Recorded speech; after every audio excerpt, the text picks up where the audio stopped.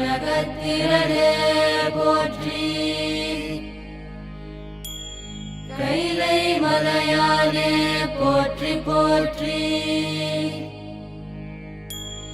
Thiruchitrambalam. Namaskaram Sadhguru. You said that depending upon how compulsive we are and as per our karma we attract certain situations, or life arranges itself accordingly. But for an enlightened being who has no karma, what determines the nature of situation he or she gets into, or the way life pans out? We have seen you face some of the most challenging situations. What is the mechanics behind this?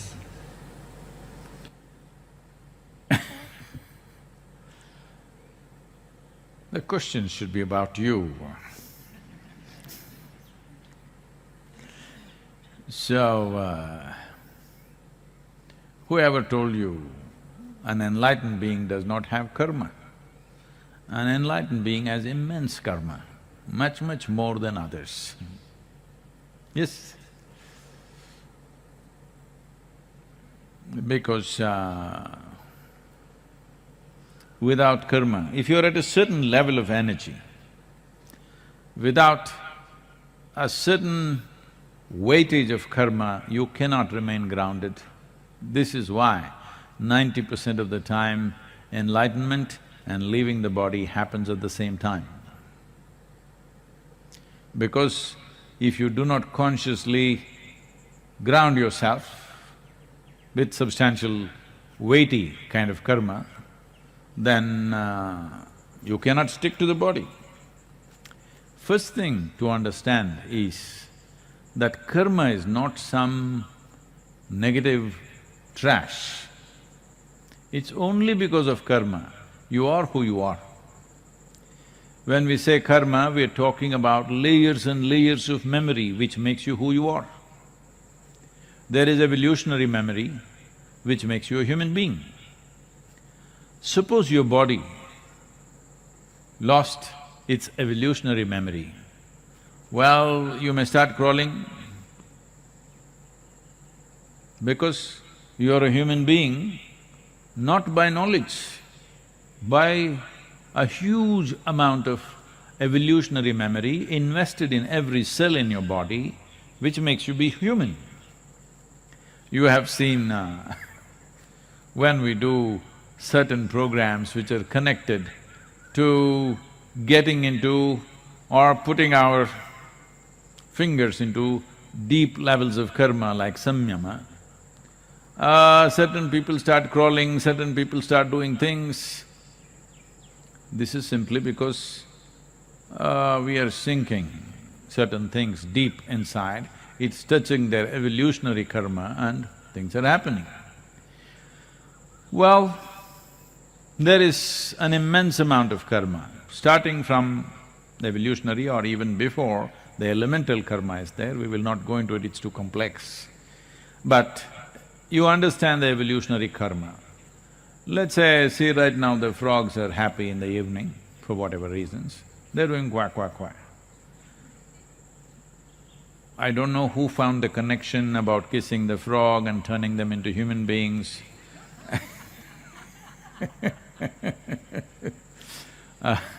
All those things, but suppose you lost your evolutionary karma and somewhere around amphibious life, somewhere around a frog, you stopped.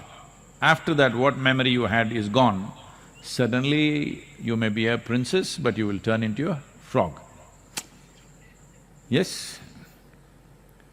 Because it's this memory which is so invested in every cell in your body, which gives you a human form and a sense of being human being. So who you are, essentially, the shape and form of you is just karma, because it's memory. Like this, there are many levels of it, I will not go into all of it. Now, there is a genetic karma. Because of that, you have a particular kind of nose, a particular kind of a skin, particular behavioral aspects, certain amount of capabilities and incapabilities. Genetic karma is there. After that, your own stuff is there, articulate, inarticulate, and now conscious karma. Now, karma is not a negative thing if you know how to use it. But if you do not become conscious enough to use it, then it runs like a software. Let us say there is a software on the computer you use or the phone that you use. I think computers are gone. Only a few people seem to be using computers, everybody is only this. So, phone is a computer in a way. So, whatever software that is on it, well, whatever work you're doing, let's say every 11 seconds, I'm choosing that number intentionally, every 11 seconds you should do boom, boom, doom. Every 11 seconds is good, boom, boom, doom. Believe me, after a few months, you yourself will start doing every 11 seconds, boom, boom, doom. Yes, you will. But the software is only in the phone. But if it keeps on doing it every day, see right now the chant is going on around the ashram, some of you, why is it going on all the time? But slowly, unknowingly, yoga, yoga that's how it is. We are programming you towards liberation. Many people and you yourself may be programming yourself to bondage. Because a whole lot of people are always trying to build bonds with something or the other, because they think only by tying themselves to something or somebody, they will feel safe. If you have a bond, with age it becomes bondage. No, I'm just playing with you. But all bonds unconsciously developed and unconsciously it exists with you, become bondages. Well, bonds are like, a sailor will throw an anchor in a place so that there, in case there is a small storm, the boat doesn't go away somewhere, so you put an anchor. It's a very good thing if you want to be safe in one place. But you are in a damn boat because you want to sail. So if you keep on putting 5, 10 anchors, obviously you will be safe, but you will never sail. So you have to make up your mind, you want to sail or you want to be safe. So, you have seen me go through all kinds of situations, all kinds I don't know who's asking this question, how does he know what all I go through? Too many things, all kinds of rubbish, lots of wonderful things also, lots of absolutely wonderful things, but lots of trash also comes my way. Well, what's his name? That's his real name? Nishant? Shashank. So no, Shashank has been very closely around me to see all the nonsense that comes my way. Anyway, if Shashank is well informed because he has access to somebody around me, or he's just reading it in the news, all the nonsense, unfortunately, in the news, only the nonsense they're reporting. All the wonderful things that happens to me, they don't usually report. That's their karma. So, lots of absolutely wonderful things every day being thrown at me. If nobody throws anything, anyway I sit very wonderful wherever I am. But some trash also comes my way. Well, the trash is coming not simply because when you have nothing to lose and nothing to gain, you can do whatever you want. Either you can go sit in a mountain cave, simply blissed out, or you can get active in the world, you can do many things. You can be somewhat active, somewhat withdrawn, or all out active, depends. What's your choice? My choice has been shaped by the needs in the world, not by my whim. Till till I consecrated Dhyanalinga, there was only one intent. Because I'm somebody's slave, I don't want to tell you all those terrible things which have been beautiful to me. A man who doesn't even want to touch me with his foot, he touches me with a stick, I served that man for 3 lifetimes. So, that's a terrible story, but with fantastic results. Because I'm result-oriented, I value the result, I don't resent the touch with the stick. Many of you have these issues, that's why I'm telling you. Sadhguru didn't even look my way. He doesn't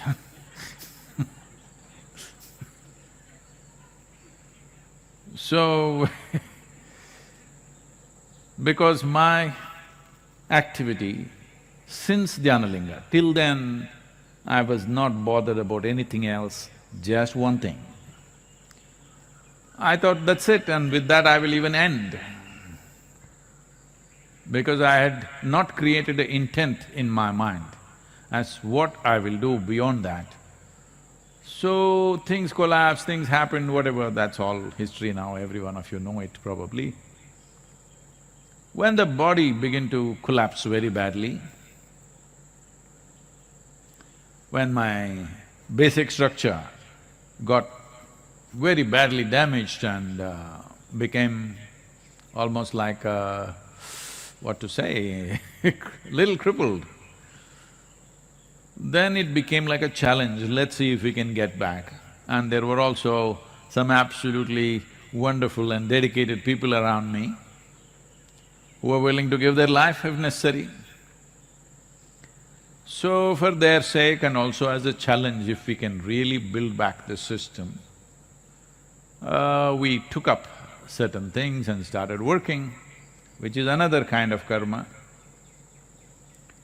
Well, those of you who have seen me since 99, that is 1999, because a whole lot of millennials who do not know there was a 20th century, you know. So in the year 1999, if you had seen me, and today you're seeing me, well, in terms of physical well-being, I'm leaps and bounds ahead of what I was 20 years ago. In 20 years, decline should have happened, but in 20 years, I'm way better than what I was. It's clearly visible in every way. So, once we successfully built back the system, then the question was, okay, what the hell do we do? My long-term dream, you know, that I will ride away across the world, not a care in the world, simply full tank, open road, gone. That was the dream of that time. Even if my stomach was empty, it didn't matter. Motorcycle tank was full, road was empty, this virus time, this lockdown time, should be really nice to ride. Almost every road is like a racetrack, but I'm not allowed to ride, so that dream I thought, shall I revive? But all the people around me, without them I wouldn't have had the intent to go through that enormous striving that it took of almost 3 years or 3.5 years to build back the system. I wouldn't have had the intent without all these people looking hopefully at me. If I didn't have that, I wouldn't have had the intent to build it back. So then naturally got involved with people, their spiritual process. Then when you went to teach spiritual process, then you saw people are hungry, somebody is sick. nothing happening for them, so we got involved in the social process. Then we saw even if somebody is just about getting enlightened, there is not even a tree in the village. So we started planting trees to a point where people are calling me tree planter. So all this karma. But what do you think? Look at me and tell me, you think this karma is taking a toll on me? Sometimes I might not have slept well, I may look little… But does it look like it's taking a toll on me? Because I want you to understand, all of you, get this straight. The simplest way to deal with all the humongous mountains of karma that you may have, because if you have a Himalayan-sized karmic background, it's very good. That means you have a complex structure. But if this complex structure tortures you and you will use your torture to torture everybody else around you, then it's a disaster.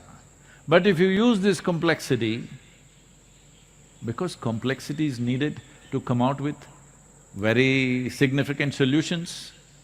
If you have no complexity, usually you're called a simple fellow in England. In India, we call them simpleton. People will have compassion for you, but no passion for you. Yes, it's a sad way to live. So now, if you want to deal with your karma, the simplest thing is, you sit here, absolute dispassion for this one, total passion for everything else. This is all. Right now the problem is, people have enormous passion for their life, but they have dispassion for other people's well-being and suffering and whatever is happening. This is why right now the world is saluting the doctors and nurses who are sticking their life out there to work for somebody, because they are showing passion for other lives and dispassion for themselves. This is a sure way of release. So this is all you have to do. You must reverse the equation. Too much passion for yourself, no passion for others, no. Absolute passion for every life around you, total dispassion towards yourself. You don't worry about all this karmic nonsense. You are gone. You are free from this rubbish.